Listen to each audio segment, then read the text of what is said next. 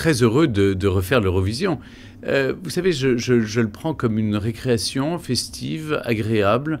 J'aime ce concours européen de la chanson. Je suis née ce matin, je m'appelle Merci. C'est le deuxième événement après la Coupe d'Europe de foot qui réunit véritablement les Européens autour d'un événement agréable, festif et en chanson. Ce sont des chanteurs, des artistes qui se produisent, mais en même temps ça raconte aussi quelque chose du pays.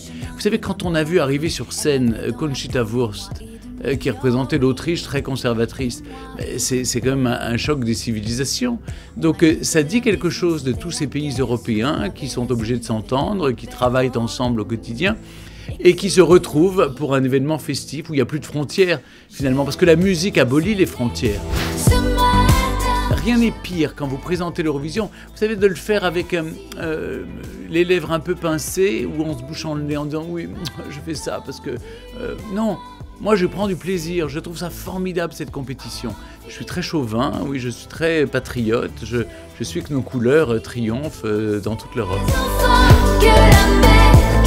Christophe Willem est un compagnon de voyage absolument délicieux.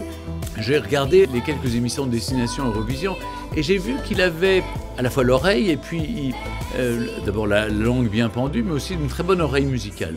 Ce qui fait qu'il peut vraiment juger de la qualité musicale des morceaux qui nous seront proposés. C'est son rayon. Moi, je suis là pour apporter un autre éclairage, un éclairage européen, un éclairage peut-être plus national aussi, peut-être mettre en perspective avec l'histoire, vous parler de Lisbonne, que je connais comme ma poche. Donc oui, il y a là quelque chose de très complémentaire avec Christophe Willem. On en connaissait le prix. Évidemment, il y a ce que vous lisez dans les journaux, il y a cette réalité, mais qu'on regarde d'un peu loin. Et là, tout d'un coup, on vous raconte, par une chanson très émouvante et en même temps qui swing, qui bouge bien, on vous raconte une histoire humaine. Et c'est le principe d'une chanson.